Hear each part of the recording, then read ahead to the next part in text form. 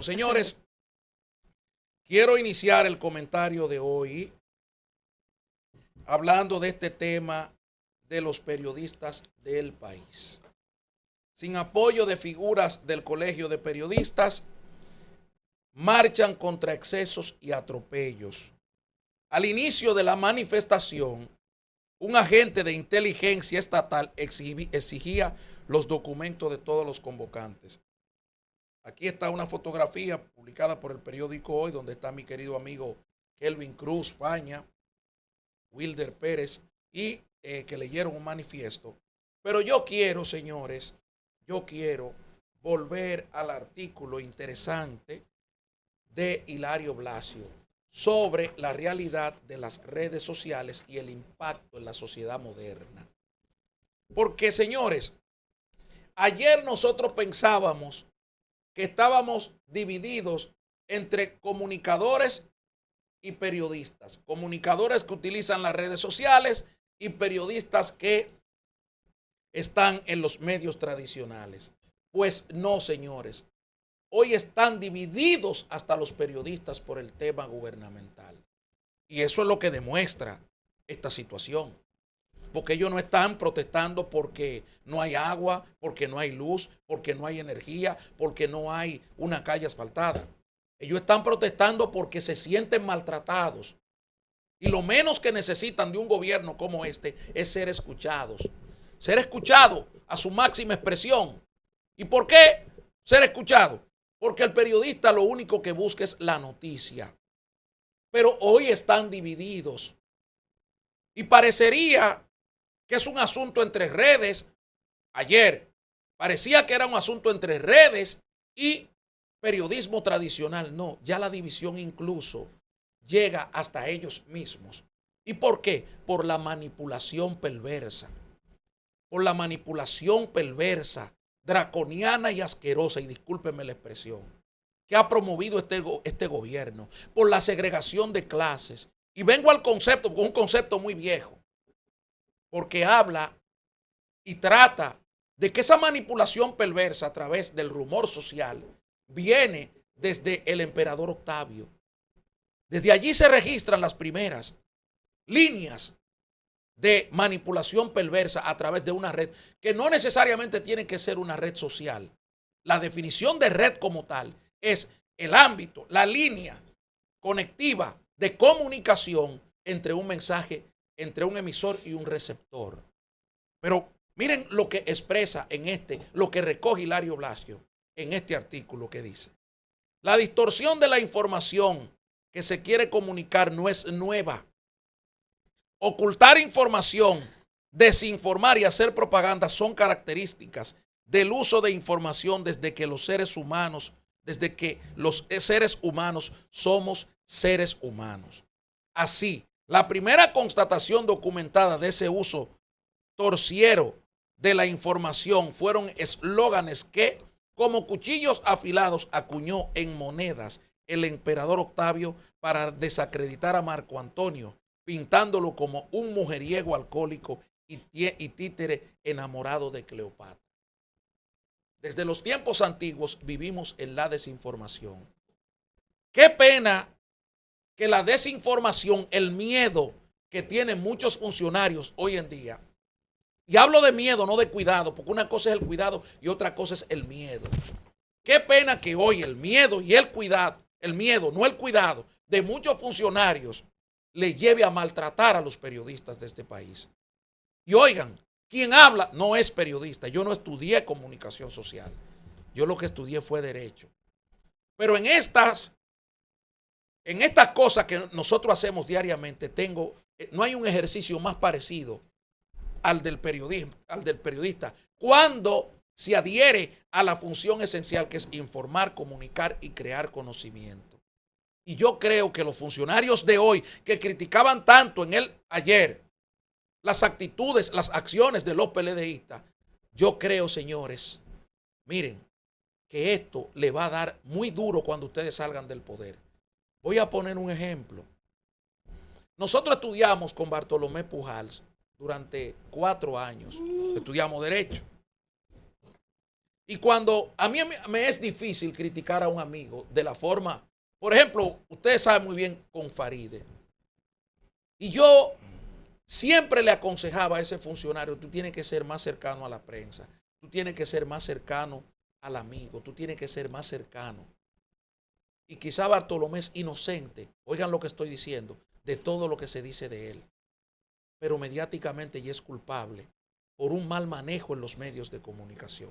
El funcionario que no se sabe manejar en estos medios de comunicación, le digo algo, está perdido, perdido en el espacio, perdido en el tiempo. Y hoy han provocado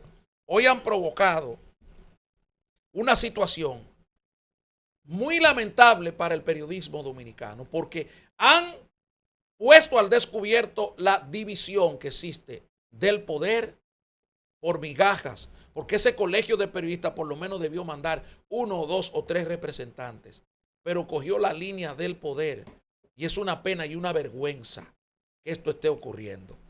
Y por otro lado, señores, yo le quiero hacer un llamado al director de migración, el vicealmirante Lee Ballester, a quien conozco, he tratado en algunos momentos, pero yo quiero que usted me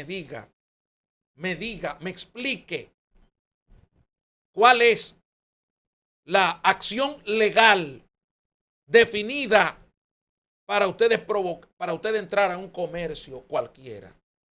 Señores, ustedes no pueden hacer eso. Ustedes no pueden entrar a un comercio sin una orden judicial. Ustedes no pueden presentarse a un comercio de la Duarte o de cualquier lugar en el país e ir a ese establecimiento y comenzar a revisar. Porque ahí pueden ocurrir entonces, después de esa acción, acciones legales hasta contra el propio director de migración. Digo, si ustedes quieren se llevan, si ustedes quieren no se llevan, eso a mí no me importa. Pongo un ejemplo. Un grupo de cuatreros, porque así es que yo le llamo, de migración, entra a un negocio de la Duarte, 20, 30 tigres buscando haitianos.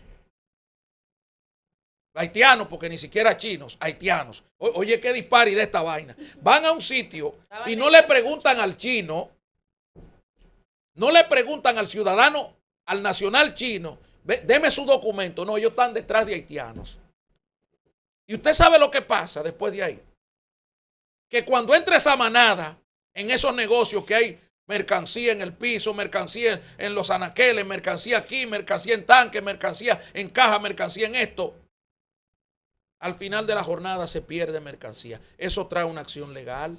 Violentar el domicilio trae una acción legal, porque usted debe tener una orden judicial. A esa gente usted tiene que apresarlo en la calle.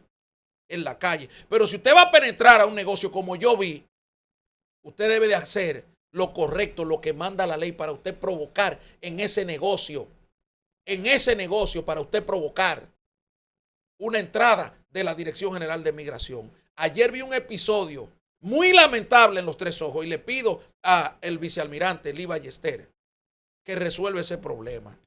Señor, ¿y cómo di que una gente cayéndole atrás con una piedra a un haitiano? Pero esas son de las cosas que vienen esta ONG en defensa de los derechos haitianos y promueven todo esto.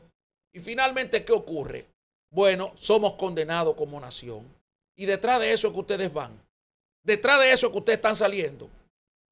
Eso es un abuso por parte de la Dirección General de Migración. Y lo pongo ahí por si ustedes no entienden todavía que tienen un límite legal que le permite a ustedes enterrar una y otra esas acciones arbitrarias.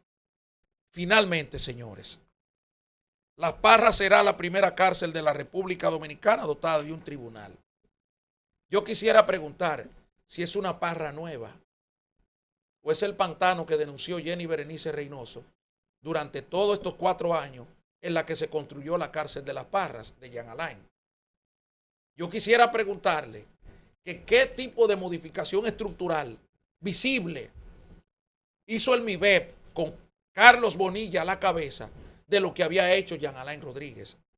¿Cuántas vaguadas, cuántos aguaceros, ¿Cuántas ondas tropicales hemos recibido en ese lugar donde están las Parras? Caramba, hoy ya no es un pantano, ya eso no se inunda. ¿Ustedes saben por qué? Por el negocio y por la venganza. Porque la venganza y el negocio fue lo que provocó que Jean Alain Rodríguez estuviera preso 4 años. Que como dice él, no debió durar un solo día preso. Hoy se le da la razón a Danilo Medina y se le da la razón a el gobierno y a la administración de Jean Alain, poniendo las Parras en funcionamiento para sacar del hacinamiento a la gente principalmente de la cárcel de la Victoria. Que esa sí se inunda. Esa sí está dentro de un pantano. Que cuando el río Isabela coge mucha agua, los presos tienen que salir trasladados a otro lugar. Esa sí se inunda. Pero qué bueno que el gobierno vuelve otra vez al redil de la comunicación habitual del presidente Danilo Medina y decide poner en funcionamiento las Parras como cárcel modelo en este país. Nos vamos a una pausa y enseguida volvemos.